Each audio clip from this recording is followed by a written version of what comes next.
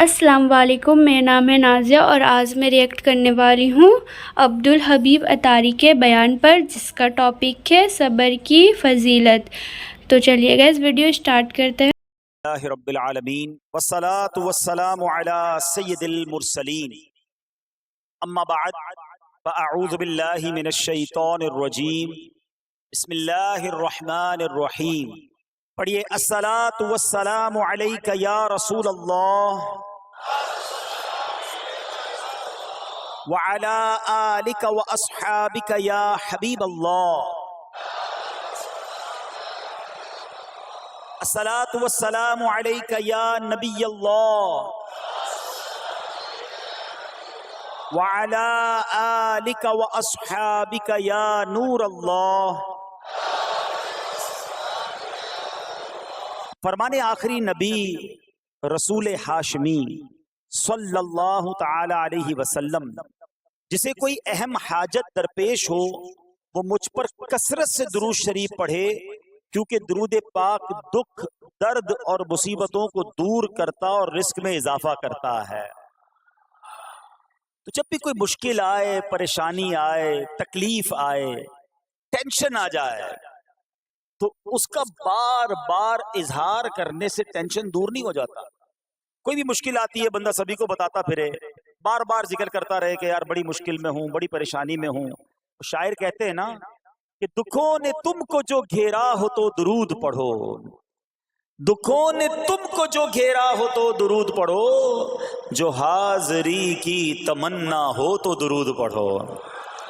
تو جب ٹینشن دور کرنے کا، مشکل دور کرنے کا، پریشانی دور کرنے کا وظیفہ مل گیا ہے، چابی مل گئی ہے، تو پھر فضول باتیں کرنے کی بجائے ہمیں درود پاک کی کثرت کرنی چاہیے۔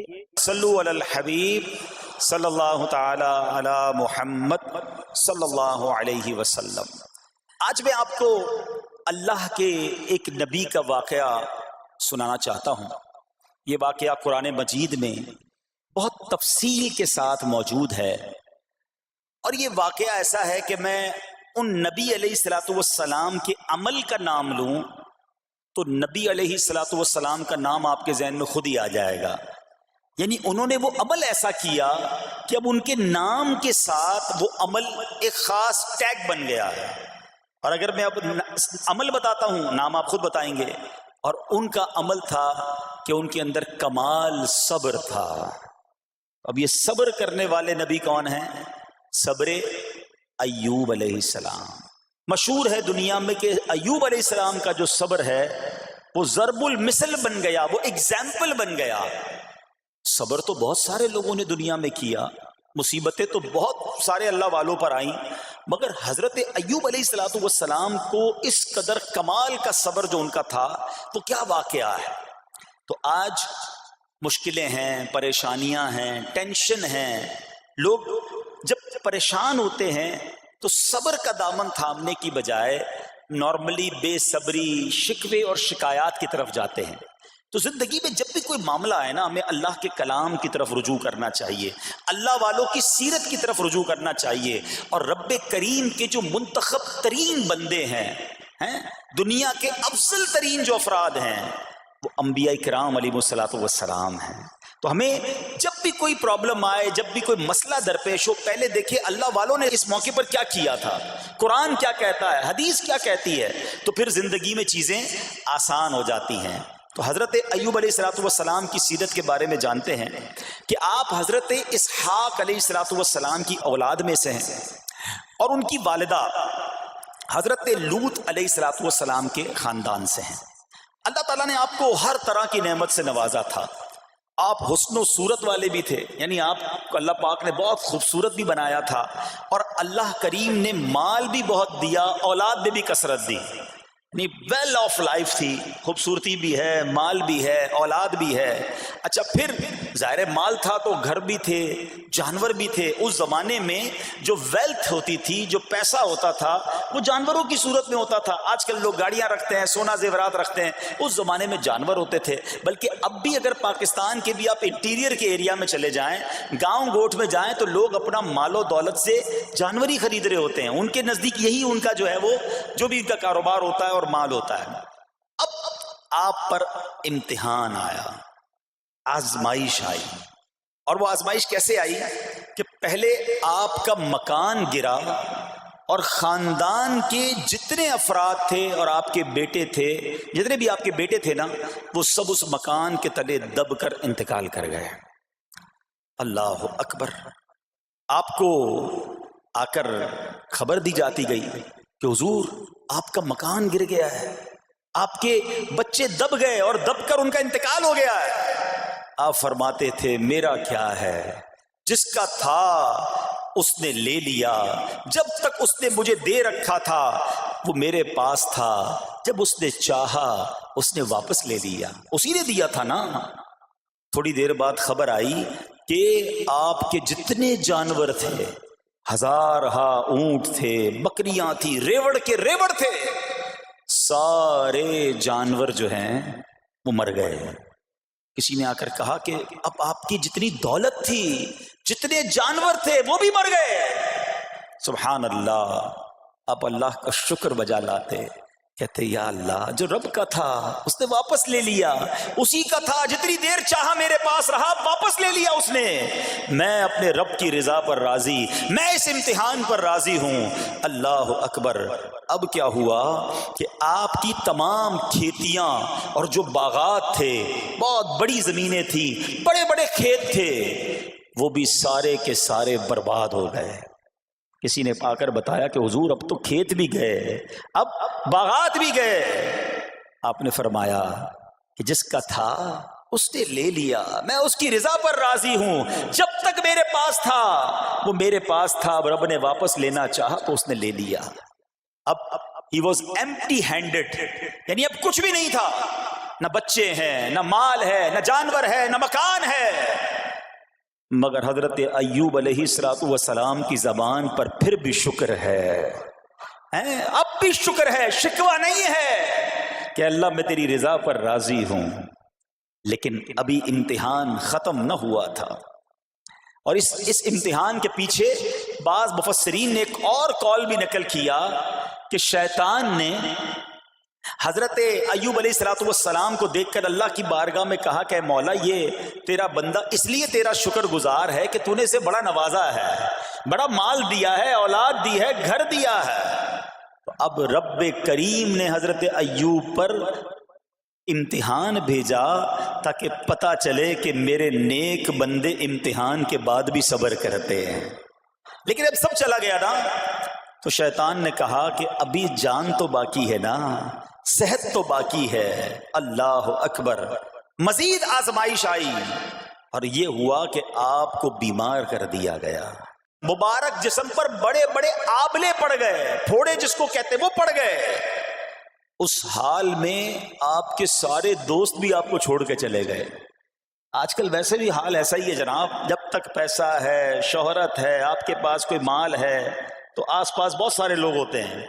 مگر جب یہ سب چیزیں چلی جائیں نا تو بعض اوقات ایسی کنڈیشن میں اپنے اور پرائیوں کی جانچ بھی ہو جاتی ہے کہ اب کون کھڑا ہے.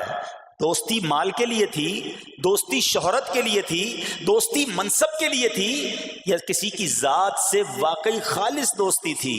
اب کیا ہوا، آپ کے سارے رشتہ دار، سارے دوست بھی دور چلے گئے، سوائے آپ کی فرما بردار زوجہ تھی جن کا نام تھا رحمت بن افراہیم، اور یہ حضرت یوسف علیہ السلام کی پوتی بھی تھی، اللہ کے نبی کی آل سے تھی. وہ آپ کی خدمت کرتی رہی.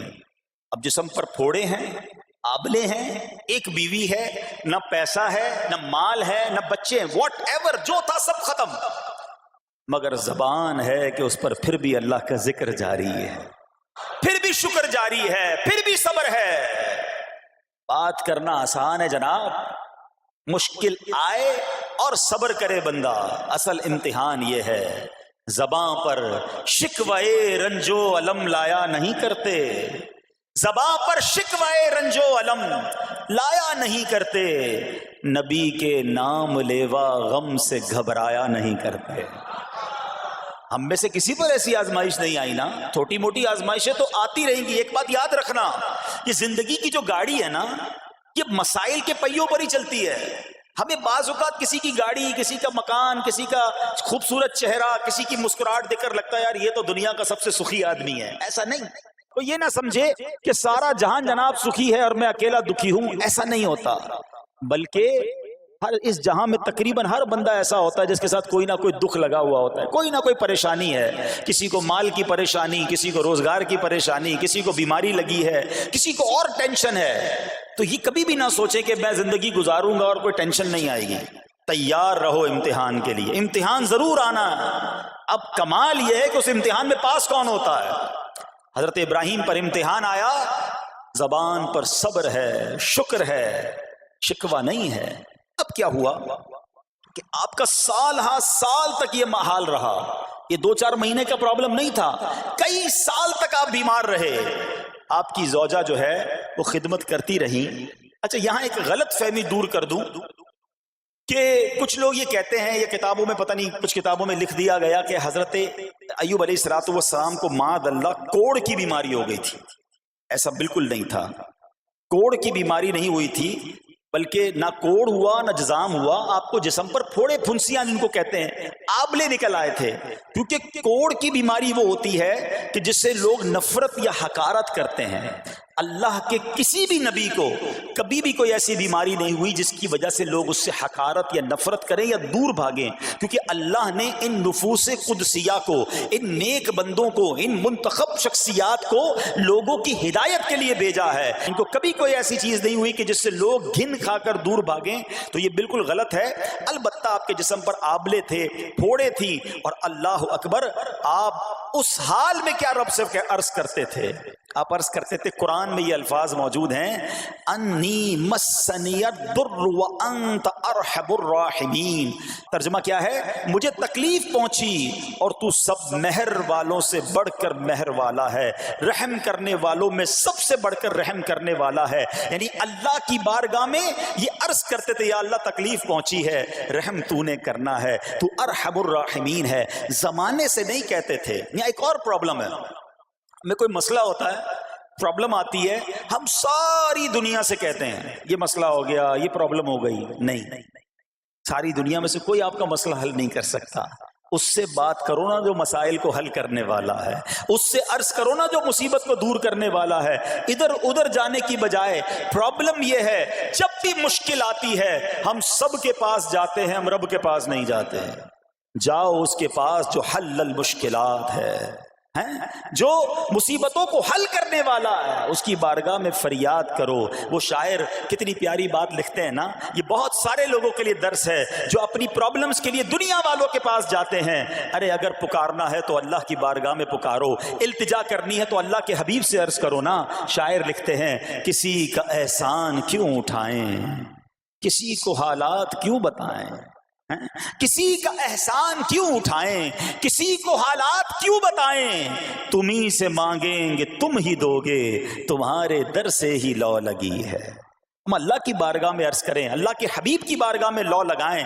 دنیا والوں کے پاس کچھ نہیں رکھا، لیکن ہم دنیا والوں کو بتا کر اپنے صبر کا ثواب بھی ضائع کر دیتے ہیں. دیکھو حضرت ایوب علیہ السلام کا صبر، کسی سے نہ کہا، اللہ کی بارگاہ میں عرض کرتے رہے.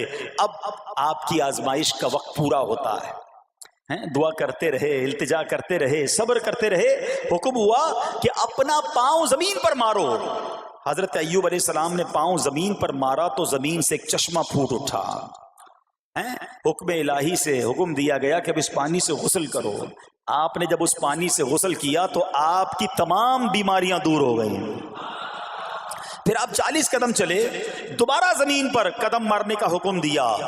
قدم مارتے ہی ایک اور خوبصورت لذیذ ٹھنڈے پانی کا چشمہ نمودار ہوا. پانی ٹھنڈا، میٹھا اور لذیذ تھا.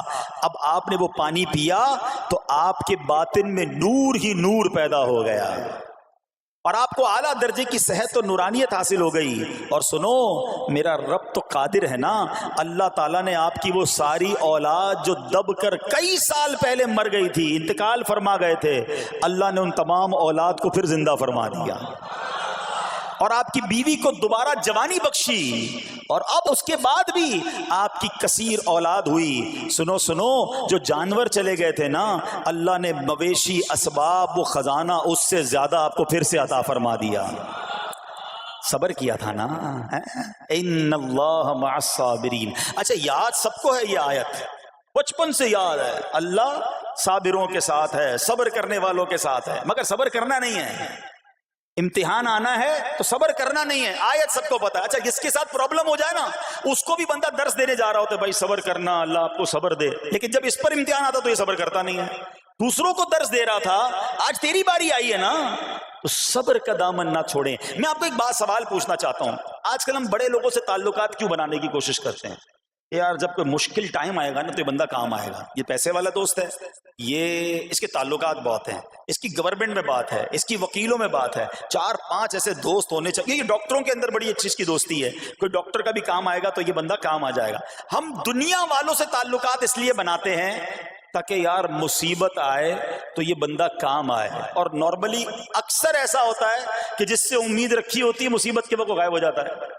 لیکن رب خود قرآن میں فرما رہا ہے ان اللہ مع الصابرین, صبر کر لو اللہ کی رحمت تمہارے ساتھ ہو جائے گی. اب میں آپ سے سوال کرتا ہوں, دنیا کے تعلقات ہوں یہ ضروری ہے یا یہ فائدے مند ہے, یا بندہ صبر کر لے تو اللہ کی رحمت ساتھ ہو جائے, سارے غم ویسے ہی دور ہو جائیں گے؟ صبر اس کو نہیں چھوڑنا ہے.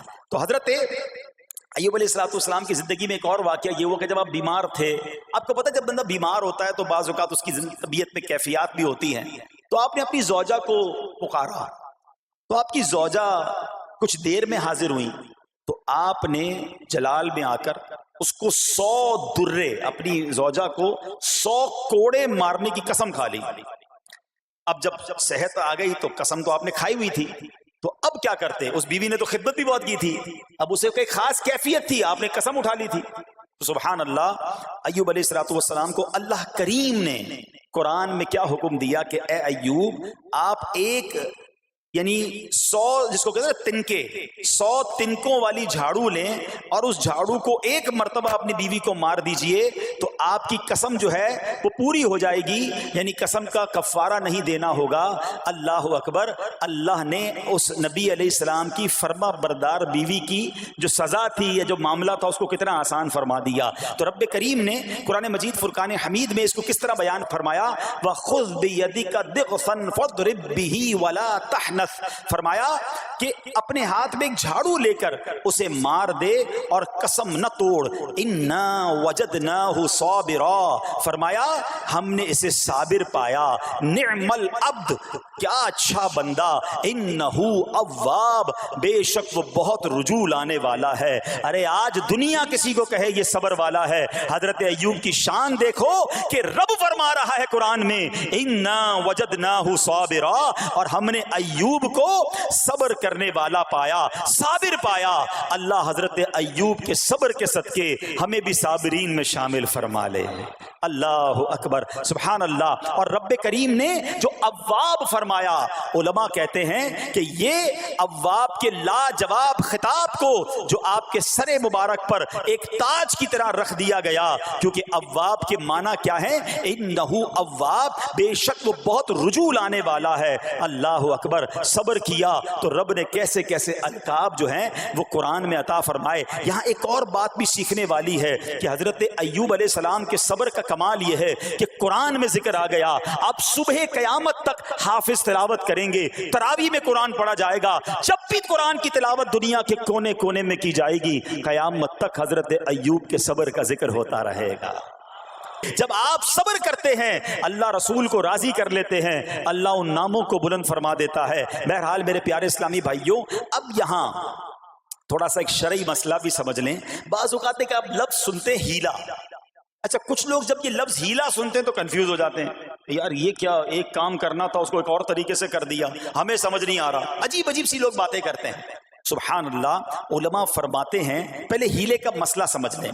فتاوی عالمگیری میں ہے جو ہیلا کسی کا حق مارنے یا اس میں شبہ پیدا کرنے یا باطل ذریعے سے فریب دینے کے لیے کیا جائے وہ مکروہ ہے, اور جو ہیلا اس لیے کیا جائے کہ آدمی حرام سے بچ جائے یا حلال کو حاصل کر لے وہ اچھا ہے. انما الاعمال بالنیات, غلط نیت سے ہیلا کہ کسی کا حق دبا لوں یا ماد اللہ زکوٰۃ ادائی نہ کرنی پڑے, اللہ کو کوئی دھوکہ نہیں دے سکتا, اللہ دیکھ رہا ہے کہ اس کی نیت کیا ہے. لیکن ہیلا اس لیے ہے کہ حرام سے بچ جائے، حلال حاصل کر لیا جائے، تو اس کی جو جواز کی صورتیں ہیں علماء نے فرمایا یہ آیت اس میں دلیل ہے. اور آیت کیا تھی؟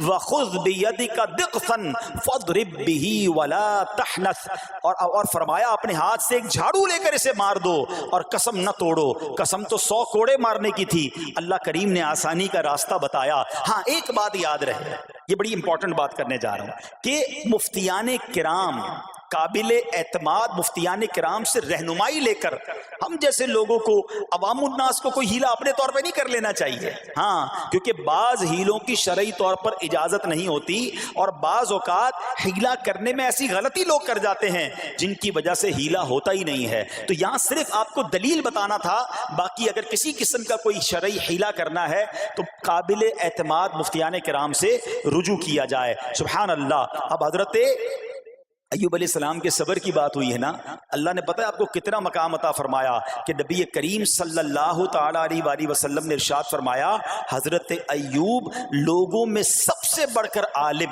صابر اور غصہ پینے والے تھے. حضرت ابن مسعود رضی اللہ تعالیٰ عنہ سے مروی ہے کہ حضرت ایوب علیہ السلام قیامت کے دن صبر کرنے والوں کے سردار ہوں گے. ہاں صبر کرنے والوں کے بھی سردار ہوں گے. اچھا بعض اوقات ہوتا کیا ہے، اچانک کوئی پرابلم آ گئی، کہیں آگ لگ گئی، گاڑی میں نقصان ہو گیا، پیسے چوری ہو گئے، موبائل چوری ہو گیا، کوئی چیز میں نقصان ہو گیا، کاروبار میں نقصان ہو گیا، صحت خراب ہوئی. بندہ کہتا ہے یار یہ میرے ساتھ کیوں ہوا ہے، میں نے ایسا کیا کیا ہے. بعض اوقات زبان سے شکوے، شکایت، حالانکہ قرآن مجید فرقان حمید نے تو پہلے ہی ہمیں بتا دیا ہے. ہمارا پرابلم پتہ ہی کیا ہے، ہم بہت ساری باتیں جانتے ہیں دنیا کی، قرآن و حدیث پڑھتے نہیں ہیں تو مینٹلی پریپیئرڈ نہیں رہتے. آپ کو پہلے ہی پتا ہو کہ یار گرمیاں آنے والی ہیں، تو اچانک گرمیاں آئیں گی تو پریشان نہیں ہوں گے نا. آپ کو پتا تھا جون جولائی میں گرمیاں ہوتی ہیں بھائی، سردیاں نہیں ہوتی. آپ پنکھا بھی تیار رکھتے ہیں، ٹھنڈا پانی کا انتظام بھی رکھتے ہیں، گرمی کے وقت باہر کم نکلتے ہیں. اور سردیاں آتی ہیں آپ کو پہلے ہی پتا ہوتا ہے، آپ رضائی تیار کر لیتے ہیں، سویٹر نکال لیتے ہیں. ایسا نہیں ہوتا کہ صبح اٹھتے تو 40 ڈگری ہوتا ہے، دوسرے دن اٹھتے تو 5 ڈگری ہوتا ہے. بندہ کہ یار آج ٹھنڈ کیوں ہو گئی، کل گرمی کیوں ہو گئی. مینٹلی پریپیئرڈ جب بندہ ہوتا ہے تو وہ تیار ہوتا ہے. اگر جو قرآن پڑھنے والا ہے، حدیث پڑھنے والا ہے، اس کو تو پہلے ہی مینٹلی پریپیئرڈ ہونا ہے. کیوں؟ قرآن کا وعدہ ہے نا، قرآن کا اعلان سنو. اللہ کریم قرآن مجید میں کیا ارشاد فرماتا ہے؟ بسم اللہ الرحمن الرحیم وَلَنَبْلُوَنَّكُمْ بِشَيْءٍ مِّنَ الْخَوْفِ وَالْجُوعِ وَنَقْصٍ مِّنَ الْأَمْوَالِ وَالْأَنفُسِ وَالثَّمَرَاتِ وَبَشِّرِ الصَّابِرِينَ. اور ضرور ہم تمہیں آزمائیں گے. کیا فرمایا؟ ضرور آزمائیں گے، تیار رہو. there is examination. اچھا آزمائش کن کی چیزوں کی ہوگی؟ سبحان اللہ. قرآن نے لسٹ بھی دے دی ہے کہ آزمائش کیا ہوگی. فرمایا کچھ ڈر سے، اچانک خوف آ جاتا ہے نا، کوئی دشمن آ جاتا ہے، کوئی دھمکی دے رہا ہوتا ہے، اچانک حالات خراب ہو جاتے ہیں، دل میں خوف بیٹھ جاتا ہے.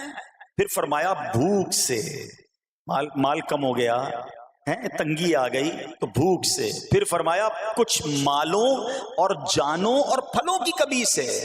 کبھی کاروبار میں نقصان ہوگا، کبھی کسی کے باغات ہے تو باغ فصل اجڑ سکتی ہے، آپ کو کوئی نقصان ہو سکتا ہے، کسی جگہ آگ لگ سکتی ہے، اور جانوں کی کمی سے بیماری بھی آ سکتی ہے. مگر آگے کیا فرمایا؟ وَبَشِّرِ الصَّابِرِينَ. خوشخبری سنا ان صبر والوں کو. اور جب سبحان اللہ یہ ایگزام آتا ہے نا، جو اس ایگزام سے نکل جاتا ہے تو رب نے فرمایا خوشخبری ہے. اللہ اکبر. ہم نے زندگی میں دیکھا ہے جس نے مصیبت پر صبر کیا، اللہ کی رضا پر راضی رہا، اللہ نے مشکل سے بھی نکالا اور پہلے سے اسے زیادہ عطا فرما دیا. ہمارا پرابلم ہی ہم ٹیسٹ میں فیل ہو جاتے ہیں. جیسے ہی امتحان شروع ہوا، واویلا شروع، شور شروع، شکوے شروع. سب کو بتانا، حالانکہ کر کوئی نہیں سکتا لیکن سب کو بتائیں گے. نہ کرو ایسا، میں جانوں میرا رب جانے، مجھے کیوں کسی کو بتانا. ہاں وہ کریم ہے، وہ دیکھ رہا ہے کہ میرا بندہ صبر کر رہا ہے. سبحان اللہ. حضرت سیدنا امام ابو جعفر محمد بن جریر طبری تفسیر طبری میں اس آیت مبارک کے تحت فرماتے ہیں، یعنی ہم تمہیں دشمن کے خوف، قحط سالی، شدید بھوک و فقر و فاقہ، فصلوں کی کمی، مقاصد کے حصول میں مشکلات، کفار سے جنگ کے دوران افرادی قوت میں کمی اور اہل و عیال کی موت وغیرہ کے ذریعے آزمائیں گے. اور یہ سب چیزیں بطور امتحان ہوں گی تاکہ تمہارے سچے جھوٹوں سے اور اہل بصیرت منافقوں سے جدا ہو جائیں. یعنی اس ٹیسٹ میں پتہ چل جائے گا کون اللہ والا ہے, کون صبر والا ہے, کون اللہ کی رضا پر راضی رہنے والا ہے. سنو سنو, جب یہ تکلیف آتی ہے نا تو اس کا پھر اجر کتنا ملتا ہے. شہنشاہ نبوت مخزن جود و سخاوت صلی اللہ تعالی علیہ وسلم نے ارشاد فرمایا, جو دنیا میں ہی اپنی ہر خواہش کی تکمیل کر لے تو یہ چیز آخرت میں اس کے اور اس کی خواہش کے درمیان آڑ اور پردہ بن جائے گی. اور جو مالداروں کی زینت کی طرف اپنی نگاہیں دراز کرے تو وہ آسمان والوں کے سامنے بے عزت ہو جاتا ہے. اور جو شدید بھوک پر صبر کرے اللہ عز و جل اس کو جنت الفردوس میں جہاں چاہے گا ٹھکانہ عطا فرمائے گا. ہاں, ہر چیز پوری ہو جائے, جو چاہیے وہ مل جائے, یہ نہیں ہونا چاہیے. کچھ نہ کچھ آزمائشیں آئیں گی, اور اگر سب ادھر مل گیا تو ادھر پھر کیا ملے گا. ہم اللہ سے یہ دعا کرتے ہیں کہ ادھر بھی عطا فرمائے, ادھر بھی محروم نہ کرے. ہاں, ہمیں ڈرتے بھی رہنا چاہیے کہ یار میں جو مانگتا ہوں ادھر مل جاتا ہے, کہیں وہاں محروم نہ رہ جاؤں. تو آزمائش آئے تو صبر کرنا چاہیے, اللہ کی رضا کے طور پہ زندگی گزارنی چاہیے. ایک بار نبی پاک علیہ الصلوۃ والسلام انصار کے پاس تشریف لے گئے تو فرمایا کیا تم مومن ہو؟ بڑا کمال کا سوال جواب ہے, ذرا غور کیجئے گا. ہمارے پاس بھی کوئی آ کر کہے کہ کیا تم مومن ہو تو ہم کیا جواب دیں گے؟ صحابہ خاموش رہے.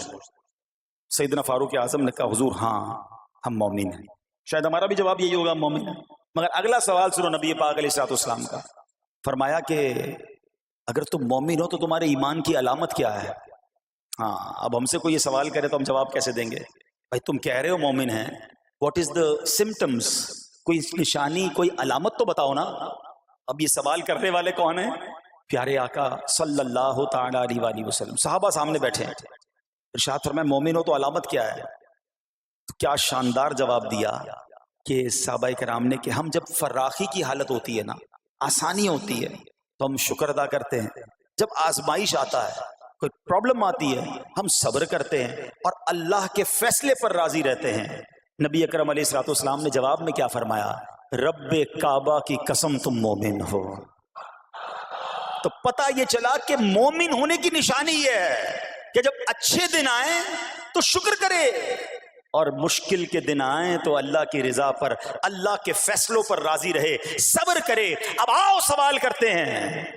اچھے دن آتے تو ہم کیا کرتے ہیں؟ ارے بھائی میں تو انتظار میں تھا, تھوڑے پیسے آئیں تو فلاں عیاشی کروں, فلاں گناہ کروں. تھوڑے پیسے تھے تو وہ کام ہی نہیں کر پا رہا تھا, اب تو موقع لگا ہے, اب تو دن آئے ہیں. معاذ اللہ, جس کو اللہ نعمتیں دیتا ہے, فراخی دیتا ہے, تو وہ اللہ کی نافرمانی میں لگ جاتا ہے. اور جب اس کو کوئی آزمائش بھیجتا ہے تو وہ ناشکری کہہ کر, بلکہ بعض اوقات تو کفریہ کلمات منہ سے نکال کر ایمان سے بھی ہاتھ دھو بیٹھتا ہے.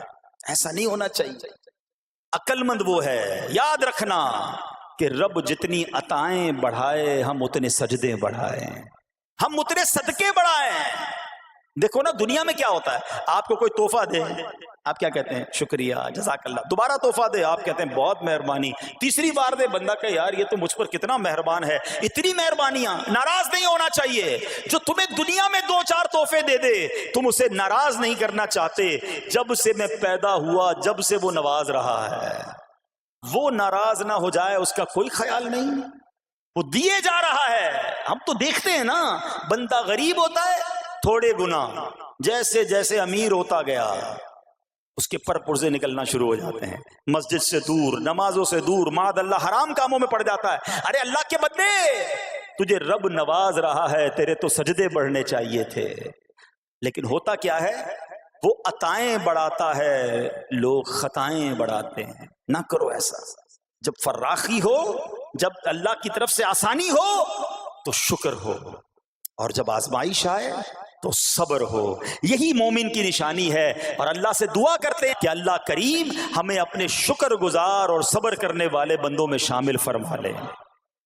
اور یقین کریں, صبر کا جو پھل ہے نا, وہ کہتے ہیں نا صبر کا پھل میٹھا. او ہو, بالکل ٹھیک کہا, بلکہ بہت میٹھا ہے. سنو, اللہ عز و جل فرماتا ہے کہ جب میں کسی بندے کو بیماری میں مبتلا کروں, ہو سکتا ہے یہاں بھی میرا کوئی بھائی بیمار بیٹھا ہو, مدنی چینل کے ناظرین میں سے کوئی بیمار بیٹھا ہو. دیکھو بیماری آئے نا, شکوہ مت کرنا, صبر کرنا. فضیلت سنو, حدیث قدسی ہے, اللہ فرماتا ہے جب میں اپنے کسی بندے کو بیماری میں مبتلا کروں اور وہ اس پر صبر کرے, کسی سے شکایت نہ کرے تو میں اس کے گوشت کو اچھے گوشت سے اور اس کے خون کو اچھے خون سے بدل دیتا ہوں. پھر اگر اسے شفا دیتا ہوں تو ایسی شفا دیتا ہوں کہ اس کے نامہ اعمال میں کوئی گناہ نہیں رہتا.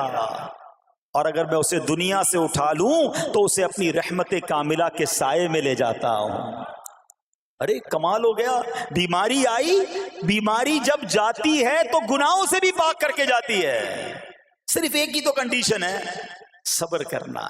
بیماری آئی, صبر کرنا. ہاں, کسی سے بات نہ کریں, شکوہ نہ کریں, اللہ کی بارگاہ میں عرض کریں مولا تیری مہربانی, ہاتھ میں درد ہے باقی جسم تو سلامت ہے, اے اللہ آنکھ میں درد ہے باقی جسم تو سلامت ہے, اے اللہ گردوں میں پرابلم ہے میرا باقی جسم تو سلامت ہے, یہ بھی تیری مہربانی ہے. اللہ کرے کہ ہم شکر گزار بندے بن جائیں, کیونکہ یہ بیماری تو ہمارے گناہ معاف کروانے آئی تھی. مگر افسوس یہ ہے کہ جو گناہ معاف کروانے والا کام ہمارے ساتھ ہوا اس میں بھی ہم نے اللہ کو ناراض کر دیا اور شکوے شکایات کی. سنو اس نے اخلاق کے پیکر نبیوں کے تاجور صلی اللہ تعالی علیہ وسلم نے ارشاد فرمایا, ابھی تو صرف بیماری کی بات ہوئی نا, اب آؤ اگر کسی کو کاروبار میں نقصان ہو گیا, کسی کے پیسے کم ہو گئے, کسی کی جان و مال کا کوئی نقصان ہوا, کوئی آگ وغیرہ لگ گئی, سنو اللہ کے حبیب علیہ الصلوۃ والسلام فرماتے ہیں کہ اللہ ارشاد فرماتا ہے, پھر حدیث قدسی ہے کہ جب میں اپنے کسی بندے کے بدن یا اس کے مال یا اس کی اولاد کی طرف کوئی سختی بھیجوں, پھر وہ صبر جمیل کے ساتھ اس کا استقبال کرے تو قیامت کے دن مجھے اس سے حیا آئے گی کہ میں اس کے لیے میزان قائم کروں یا اس کا نامہ اعمال کھولوں. ہائے ہائے ہائے, سمجھتے ہو اس کا مطلب؟ اللہ فرما رہا ہے مجھے حیا آئے گی کہ اپنے بندے سے اب کیا حساب لوں. جب آزمائش بھیجی تھی تو اس نے صبر کیا تھا, اس نے شکوہ نہیں کیا تھا. خدا کی قسم میں آپ سے پوچھتا ہوں, میرا کوئی نقصان ہو جائے اور قیامت کے دن میرا نامہ اعمال نہ کھولا جائے, مجھے اللہ کی بارگاہ میں حساب نہ دینا پڑے, مجھے بتاؤ یہ دنیا کے حساب نقصان کی کیا حیثیت ہے اگر ادھر بخشا جائے. سنو تو صحیح, رب فرما رہا ہے کہ مجھے حیا آتی ہے کہ اس کے لیے میزان قائم کروں یا اس کا نامہ اعمال کھولوں. ارے یہ ساری دنیا کی دولت, یہ ساری دنیا کی آسائشیں ایک طرف, اگر قیامت کے دن حساب کتاب میں آسانی مل جائے, اللہ بلا حساب جنت میں داخل کر دے, اس سے بڑھ کر کوئی نعمت نہیں. مگر آج افسوس یہ ہوتا ہے کہ اگر کسی پر امتحان آتا ہے, وہ اس امتحان میں فیل ہو جاتا ہے. اس حدیث میں ایک لفظ استعمال ہوا صبر جمیل کے ساتھ. اب یہ بھی بڑا مسئلہ ہے کہ لوگوں کو یہی نہیں پتا کہ صبر جمیل ہے کیا. لوگ کہتے تو بہت ہیں, اللہ پاک آپ کو صبر جمیل عطا فرمائے. اب اس سے پوچھو بھائی صبر جمیل کی تعریف کیا ہے, تو پھر تعریف نہیں پتا ہوتی. یہ کسی جمیل بھائی کا صبر نہیں ہے کہ جس کو صبر جمیل کہا جاتا ہے. صبر جمیل کی تعریف سمجھو. علماء کہتے ہیں کسی مصیبت زدہ اور غیر مصیبت زدہ کو برابر میں دیکھو, مگر دونوں میں کوئی فرق نظر نہ آئے. یعنی چہرہ بھی نہ بتائے کہ وہ کسی مشکل میں ہے, اس کی عادتیں بھی نہ بتائیں کہ وہ کسی پرابلم میں ہے, یعنی اس کو دیکھ کر پتہ ہی نہ چلے کہ وہ بڑی مشکل میں ہے. فرمایا یہ ہے صبر جمیل. مگر آج ہمارا حال یہ ہے, ہمارا چہرہ بتا دیتا ہے بھائی خیر تو ہے, بڑی ٹینشن میں ہو, ہاں یار کیا کروں بس موبائل ٹوٹ گیا, ارے بھائی بڑی چہرے پہ بڑی ہوائیاں اڑ رہی ہیں, بس کیا کروں جناب آج 5,000 روپے کھو گئے. 5,000 روپے کھو جائیں, چھوٹا سا نقصان ہو جائے, ہمارا چہرہ بتا دیتا ہے کہ ہمارے ساتھ کوئی معاملہ ہوا ہے. صبر جمیل یہ ہے کہ دیکھ کر کوئی پہچان ہی نہ سکے کہ یہ بندہ کتنی مشکل میں ہے, چاہے اندر کتنی تکلیف میں ہو, دنیا والوں کو نہ بتائے کیونکہ وہ رب کا بندہ ہے, وہ اللہ کی بارگاہ میں فریاد کرے. یہ صبر جمیل ہے اور اللہ اسے ہم سب کو نصیب فرمائے. ہاں یہ بڑی کمال کی بات ہے. ہم کیا کرتے ہیں, سارے جہان کو بتاتے ہیں. اچھا پھر آخر میں لوگ کہتے بھی ہیں, جب پورے محلے کو بتا دیا نا, پھر اس کے بعد کہتے ہیں بس کیا کریں بھائی صبر ہی کر رہے ہیں. اب آپ صبر نہیں کر رہے حضرت, ہاں آپ کا صبر چلا گیا, آپ نے ساری دنیا کو تو بتا دیا. صبر یہ ہے کہ صبر پہلے صدمے پر ہوتا ہے. جیسے ہی آپ کو کوئی صدمہ لگا نا, اب آپ جانے رب جانے, نہ بتائیں کسی کو, ٹھیک ہے. وہ الگ بات ہے آپ کسی کو دعا کے لیے کہہ دیں, لیکن بڑا نقصان ہو گیا, بڑی مشکل ہو گئی, بڑی پریشانی ہو گئی, اس سے حل تو کوئی نہیں ہونا. اچھا ہمارا ماجرا ایک اور بھی بڑا عجیب ہے, مشکل ہو جائے تو سب کو بتاتے ہیں, آسانی ہو جائے تو پھر کسی کو نہیں بتاتے. 5,000 کا نقصان سارے محلے کو پتا ہے, 50,000 کا فائدہ ہوا پھر کسی کو بتایا آپ نے؟ نہیں نہیں یار بتاؤں گا تو نظر لگ جائے گی. گھر والوں کو تو بالکل بھی نہیں بتاؤں گا، خرچہ بڑھا دیں گے. گھر والوں کو ساری ٹینشن کی خبریں جا کے دے رہے ہوتے ہیں، مارکیٹ میں بڑا نقصان ہو گیا، آج بڑا مندہ ہے، ارے بھائی کاروبار بالکل نہیں ہے، تاکہ گھر والوں کا خرچہ روک سکے. اور جیسے ہی کاروبار اچھا ہو گیا گھر جاتے پھر بھی وہی والا منہ بنا لیتے ہیں تاکہ ان کو پتہ نہ چلے میں بڑے پیسے کمانے لگا ہوں. یہ نہ کیا کریں. ہاں ٹینشن آپ کسی کو بتا کر اپنا صرف ثواب ضائع کرتے ہیں، باقی کچھ نہیں ہوتا. کرنا رب نے ہے، اور یہ اگر آزمائش میرے درجے بلند کرنے آئی ہے، اگر یہ آزمائش مجھے اللہ کے قریب کرنے آئی ہے تو پھر تو اس کا استقبال ہونا چاہیے نا. ہاں ہمارے بزرگان دین تو آزمائشوں کا استقبال کیا کرتے تھے. اور سنو، یہاں ہو سکتا ہے کہ میرا کوئی نابینا بھائی بیٹھا ہو. بعض اوقات ایسا بھی ہوتا ہے کہ اچانک کسی کی بینائی چلی جاتی ہے، آنکھیں ٹھیک ہوتی ہیں اور اچانک ایکسیڈنٹ ہوا یا کوئی واقعہ ہوا ہے. بہت بڑی آزمائش. اللہ اس آزمائش سے ہمیں محفوظ رکھے. مگر دیکھو میرے رب کی شان دیکھو، جب بھی کوئی تکلیف آتی ہے نا بندہ صبر کرے، اس تکلیف کا اجر تیار ہے، اس کا کمال سے اس کی رحمت تیار ہے، رحمت کی برسات تیار ہے. سنو، اللہ فرماتا ہے کہ اے جبرائیل، جب میں اپنی کسی بندے کی بینائی لے لوں تو اس کا اجر یہ ہے کہ میں اسے اپنے دیدار سے مشرف فرماؤں گا. ہاں آنکھیں گئی ہیں مگر اللہ فرماتا ہے میں اپنا دیدار کرواؤں گا. بس صرف صبر کرنا ہے. اسی طرح میرے پیارے اسلامی بھائیوں، بعض لوگوں کے یہاں بچے کا انتقال ہو جاتا ہے، چھوٹے چھوٹے بچوں کا انتقال ہو جاتا ہے، یا بعض اوقات پیدائشی بچہ مرا ہوا ہوتا ہے، پیدا اس کا انتقال ہو جاتا ہے، یا بعض اوقات ولادت سے پہلے ہی بچہ ضائع ہو جاتا ہے. بہت شور، بڑا واویلا، بڑا رونا پیٹنا گھروں میں ہوتا ہے. مت کیا کرو ایسا. یقین کریں یہ بہت بڑا انعام تمہیں ملنے جا رہا ہے.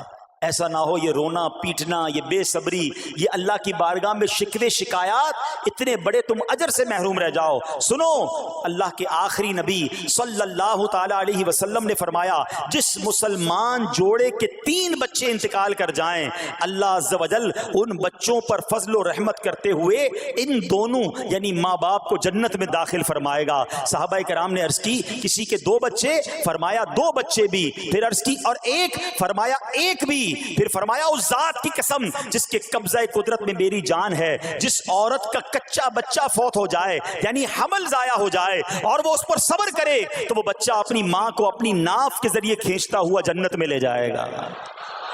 یہ تو جنت کا ٹکٹ تھا. مگر شکوے شکایات، الامان والافیز، گھر میں موت میت کو نقصان ہو جائے، ہماری عورتیں، ہمارے گھر کے افراد وہ واویلا کرتے ہیں. معاذ اللہ، بعض اوقات تو کفریہ کلمات زبان پر ہوتے ہیں. معاذ اللہ ثم معاذ اللہ، کہتے کہ اللہ کو ہمارا ہی گھر ملا تھا، اتنے چھوٹے بچے کا کیا قصور تھا. استغفر اللہ. یہ تمہارے جملے، ایک تو گھر میں مصیبت پہلے ہی آئی ہوئی ہے اور تم اللہ پر اعتراض کر کے معاذ اللہ اللہ کو ظالم کہہ کے اپنا ایمان بھی ضائع کر بیٹھے، یہ تو اس سے بڑی مصیبت ہو گئی نا. تو نہ کریں ایسا. سیکھو. آج میں نے آپ کے سامنے حضرت ایوب علیہ السلام کی سیرت اور قرآنی واقعہ بیان کیا کہ سب کچھ چلا گیا مگر وہ اللہ کی رضا پر راضی تھے. رب نے انہیں صبر کرنے والا بندہ بھی فرمایا اور ساری نعمتیں پہلے سے زیادہ عطا فرما دی. ہاں بالکل نوازا جائے گا. صبر کا دامن اگر نہ چھوڑیں. سنو ہمارے اسلاف کیسے صبر کرتے تھے. حضرت سیدنا فتح موصلی رحمت اللہ تعالی علیہ کی زوجہ محترمہ رضی اللہ تعالی عنہا کا پاؤں پھسل گیا اور ان کا ناخن ٹوٹ گیا. وہ مسکرانے لگی. اللہ اکبر. کبھی کبھی ہمارا بھی ناخن ٹوٹا ہوگا، بہت تکلیف ہوتی ہے. ناخن ٹوٹے تو جان نکل جاتی ہے مگر آپ مسکرانے لگی. کسی نے پوچھا کہ آپ کو ناخن ٹوٹنے کا درد نہیں ہوا، آپ مسکرا رہی ہیں؟ تو فرماتی ہیں کہ اس درد پر جو ثواب ملے گا نا، مجھے درد پر صبر کروں گی اور جو مجھے اس پر ثواب ملے گا تو اس ثواب کے تصور نے میرے درد کی تلخی کو دور کر دیا. ہائے ہائے ہائے، یہ ہے اللہ والے. ہاں صبر کرنا کوئی ان سے سیکھے. میرے پیارے اسلامی بھائیوں، احادیث میں، روایتوں میں یہ مضمون ملتا ہے کہ اللہ کریم کی بارگاہ میں بندے کا کوئی درجہ رکھا ہوتا ہے. یعنی اللہ کی رضا یہ کہ بندہ اس سٹیج تک پہنچ جائے، اس درجے تک پہنچے، مگر وہ نماز کے ذریعے، روزوں کے ذریعے، عبادتوں کے ذریعے اس درجے تک نہیں پہنچتا. پھر اللہ اس پر آزمائش بھیجتا ہے کہ میرا بندہ صبر کر لے تاکہ صبر کر کے اس درجے کو حاصل کر لے. ہائے ہائے، یعنی مجھ پر کوئی آزمائش آئی تھی میرے درجے بڑھانے، مگر ہائے میری بے صبری کہ میں نے وہ درجہ پانے کا موقع ضائع کر دیا، میں نے وہ ثواب پانے کا موقع ضائع کر دیا. خدا را یاد رکھنا، اگر کسی آزمائش سے گزر رہے ہو تب بھی، اور اگر آئندہ کوئی آزمائش آئے، صبر کا دامن نہ چھوڑنا. یہ تصور کر لینا کہ یہ میرے گناہ معاف کرنے کا ذریعہ بن رہا ہے، یہ میرے درجے بڑھانے کا ذریعہ بن رہا ہے. اور سنو، جب مصیبت آئے تو پڑھنا کیا ہے؟ رسول اللہ صلی اللہ تعالی علیہ وآلہ وسلم نے فرمایا، جو مصیبت کے وقت انا للہ و انا الیہ راجعون کہتا ہے تو اللہ عز و جل اس کی پریشانی دور فرما دیتا ہے اور اس کے کام کا انجام اچھا فرماتا ہے، اور اسے ایسا بدل عطا فرماتا ہے جس پر وہ راضی ہو جاتا ہے. تو یہ پڑھ لیں، لیکن شکوہ نہ کریں. دنیا والوں کو بتانے کی حاجت نہیں. اچھا، وہ جو میں بات کر رہا تھا کہ تکلیف سب کو بتانی ہے اور راحت کے بارے میں کسی کو کوئی شکر کرتا ہوا نظر نہیں آتا. ایک بار ایک شخص کے سر پر جو ہے نا وہ تکلیف ہوئی نا، سر میں درد ہو گیا، اس نے پٹی باندھی اور گھومنے لگا. اس زمانے میں حضرت رابعہ بصریہ رضی اللہ رحمت اللہ تعالی علیہ، اللہ کی بہت بڑی ولیاں ہیں. آپ نے اس کو دیکھا کہ کیوں پٹی باندھی ہے؟ وہ کہتا سر میں درد تھا اس لیے پٹی باندھی ہے. بات تھوڑی سی باریک ہے، سمجھدار لوگ سمجھیں گے. اس لیے پٹی باندھی ہے کہ سر میں درد تھا. اللہ اکبر. اس اللہ والی نے پتہ ہے کیا کہا؟ آپ کہتی ہیں کبھی صحت کی پٹی بھی باندھی ہے؟ یہ جملہ ہے بڑا سمجھنے والا ہے. یعنی اللہ نے اتنے دنوں تک صحت میں رکھا تو کسی کو نہیں بتایا، اور تھوڑے دنوں کی تکلیف آئی تو پٹی باندھ کے سب کو بتانے چلا ہے کہ رب نے بیمار کیا ہے. ہاں، ہمیں اللہ کریم کی طرف سے آزمائش ہمیشہ تھوڑی آتی ہے. اگر اپنی زندگی کا ہم پورا عرصہ کیلکولیٹ کریں نا کہ بھئی 40 سال کا کوئی بندہ ہو گیا تو کتنے دن ہوئے 40 سال میں؟ ٹھیک ہے، ایک بار کبھی بیٹھ کے اکیلے میں حساب کرنا، اتنے ہزار دن میں نے دنیا میں گزارے، کتنے دن بیمار رہا؟ تو شاید چند دن، 100 دن، 50 دن، 200 دن بنیں گے. کئی ہزار دنوں میں سے اگر چند دن اللہ نے مجھ پر آزمائش ڈالی تو ہزاروں دن راحت بھی تو ڈالی نا، صحت بھی تو عطا فرمایا. اتنے دن جس رب نے چھاؤں میں کھڑا کیا، اگر تھوڑی دیر کے لیے دھوپ آئی ہے تو مجھے شکوہ نہیں کرنے چاہیے. یاد رکھنا، ہر رات کے بعد صبح ہے، ہر دھوپ کے بعد چھاؤں ہے. اگر تم انتظار کرو گے تو رب ایسی رحمت تم پر نازل کرے گا، اپنے غیب کے خزانوں سے عطا فرمائے گا. قرآن میں رب نے وعدہ کیا ہے، وَمَن يَتَوَكَّلْ عَلَى اللَّهِ فَهُوَ حَسْبُهُ، جو اللہ پر بھروسہ کرے اللہ اس کے لیے کافی ہے. مگر ہمارا پرابلم یہ ہے کہ جب مشکل آتی ہے ہم یہ ساری باتیں بھول کر بس شکوہ، شکایات اور پریشانی میں چلے جاتے ہیں. ارے آپ اس مصیبت کو اللہ کی طرف سے نعمت سمجھ لو، اللہ کی طرف سے یہ سمجھ لو کہ میرے گناہ معاف کروانے، میرے درجات بلند کرنے کے لیے آیا ہے. اچھا، اب ایک اور بات، بعض اوقات شیطان ہے نا، وہ کسی کے دماغ میں وسوسہ ڈالتا ہے کہ یار جب میں نمازیں نہیں پڑھتا تھا نا تب تو اتنا پریشان نہیں رہتا تھا، جب سے نمازیں شروع کی، دعوت اسلامی کے اجتماع میں آنے لگا، مدنی قافلوں میں سفر شروع کر دیا، اب تو میں نے کچھ ذمہ داری بھی لینا شروع کر دی ہے. ارے میں نے جب سے امامہ پہنا ہے، یہ داڑھی رکھ لی ہے، میری کوئی اسلامی بہن سن رہی ہے کہ بے پردہ گھومتی تھی تو کوئی اتنا ٹینشن نہیں تھا، اب میں نے جناب پردہ کرنا شروع کیا ہے، قرآن پڑھنا شروع کیا ہے تو ٹینشنیں شروع ہو گئی ہیں. اب شیطان بعض لوگوں کے ذہنوں میں یہ وسوسہ ڈالتا ہے کہ میں تو دین کے قریب ہو رہا ہوں، اللہ کے قریب ہو رہا ہوں، اور مجھ پر آزمائشیں کیوں آ رہی ہیں؟ سنو، سبحان اللہ، اللہ کے حبیب علیہ الصلوۃ والسلام کی کیا شان ہے. ہم اعلیٰ حضرت ایسے ہی نہیں کہتے کہ میں نثار تیرے کلام پر، ملی یوں تو کس کو زبان نہیں، وہ سخن ہے جس میں سخن نہ ہو، وہ بیان ہے جس کا بیان نہیں. میرے آقا نے کم و بیش 1450 سال پہلے یہ مسئلہ سالو کر دیا. حضرت سیدنا سعد بن ابو وقاص رضی اللہ تعالیٰ عنہ فرماتے ہیں کہ میں نے عرض کی، یا رسول اللہ صلی اللہ تعالیٰ علیہ وسلم، سب سے زیادہ مصیبتیں کن لوگوں پر ہوئی؟ گلی مکا دی نا، پنجابی بچ کہتے ہیں نا، گالی بات ہی ختم کر دی. حضور یہ بتائیں سب سے زیادہ مصیبتیں کن لوگوں پر آئیں؟ پیارے آقا نے فرمایا انبیاء پر. اللہ اکبر، اللہ کے سب سے قریب تو انبیاء ہیں نا، انبیاء پر. پھر ان لوگوں کے بعد جو لوگ بہتر ہیں، پھر ان کے بعد جو بہتر ہیں۔ سنو اب اگلا جملہ، بندے کو اپنی دینداری کے اعتبار سے مصیبت میں مبتلا کیا جاتا ہے۔ اگر وہ دین میں سخت ہوتا ہے اس کی آزمائش بھی سخت ہوتی ہے، اگر وہ دین میں کمزور ہوتا ہے تو اللہ عز و جل اس کی دینداری کے مطابق اسے آزماتا ہے۔ بندہ مصیبت میں مبتلا ہوتا رہتا ہے یہاں تک کہ اس کے دنیا میں ہی اس کے سارے گناہ بخش دیے جاتے ہیں۔ گویا اللہ کی یہ رحمت ہے کہ بندہ بڑا نیک ہو رہا ہے، رب چاہتا ہے کہ اس بندے پر آزمائش بھیجوں، میرا نیک بندہ صبر کرے، اس کے گناہ معاف ہو جائیں اور میرے پاس آئے تو اس کو جنت میں داخل کر دوں۔ اللہ اکبر۔ اے پیارے اسلامی بھائیو، یاد رکھنا، اب جو میں نے ایک سوال قائم کیا تھا نا کہ یار میں تو دین کے قریب، میں تو اللہ کے قریب ہونے کی کوشش کر رہا ہوں اور ایک کے بعد ایک آزمائش آ رہی ہے، یہ کیا ہے؟ اب ایک اور حدیث سن لو، سبحان اللہ۔ حضرت سیدنا انس رضی اللہ تعالیٰ عنہ سے روایت ہے، سرکار والا تبار، ہم بے کسوں کے مددگار، شفیع روز شمار، دو عالم کے مالک و مختار صلی اللہ تعالی علیہ وآلہ وسلم نے فرمایا، جب اللہ عز و جل کسی بندے سے محبت فرماتا ہے، سننا ذرا غور سے، اللہ عز و جل جب اپنے کسی بندے سے محبت فرماتا ہے یا اسے اپنا دوست بنانے کا ارادہ فرماتا ہے تو اس پر آزمائشوں کی بارش فرما دیتا ہے۔ اب سوال ہے نا کہ میں اللہ دوست بھی بنا رہا ہے، اللہ کریم اس پر محبت بھی فرما رہا ہے اور آزمائشیں بھی بھیج رہا ہے۔ دوست پر آزمائشیں کون بھیجتا ہے؟ دوست کو تو راحتیں ڈالی جاتی ہیں۔ ہائے ہائے، اب یہی تو امتحان ہے، یہی تو چیک ہے۔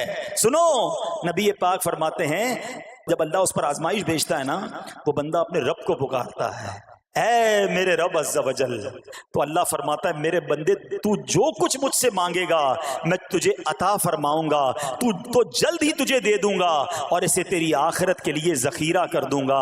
سبحان اللہ۔ یعنی اللہ والوں کو آزمایا جاتا ہے، ان کے درجات بلند کیے جاتے ہیں، ان کے گناہ معاف کیے جاتے ہیں۔ تو اے میرے پیارے اسلامی بھائیوں، کبھی بھی یہ ذہن میں خیال مت لانا کہ یار میں دین میں قریب آ رہا ہوں، میری آزمائشیں بڑھ رہی ہیں، سمجھ لو امتحان شروع ہو گیا ہے، ٹیسٹ شروع ہو گیا ہے، اب اس ٹیسٹ میں مجھے کامیاب ہونا ہے اور اللہ کے مزید قریب جانا ہے۔ زندگی میں جو گناہ ہو گئے ہیں یہ میرے گناہوں کا انشاءاللہ کفارہ بن جائے گا، میرے درجات کی بلندی کا سبب بن جائے گا۔ اللہ سے عرض کرنا، اے مولا میں تیری رضا پر راضی، میں تیرے فیصلوں پر راضی، اب تک جو دیا تھا تو نے دیا تھا، یہ سب کچھ تیرا ہے، اے رب جب تو واپس لے گا میں اس پر راضی۔ جب یہ ثابت قدمی نصیب ہو گئی پھر دیکھو غیب کے خزانوں سے کیسا آپ کے دل پر سکینہ اترے گا، پھر کیسا آپ پر رحمتوں کا نزول ہوگا۔ تو اے میرے پیارے اسلامی بھائیوں، مصیبتیں آ چکی اور آنے بھی والی ہیں، پہلے ذہنی طور پر تیار رہنا، مگر صبر کرنا۔ یہ چند دنوں کی، چند گھنٹوں کی، چند لمحوں کی مصیبت ہے مگر یہ تمہارے درجات کو بلند کر دے گی۔ رب کریم صبر کرنے والوں کو پسند فرماتا ہے۔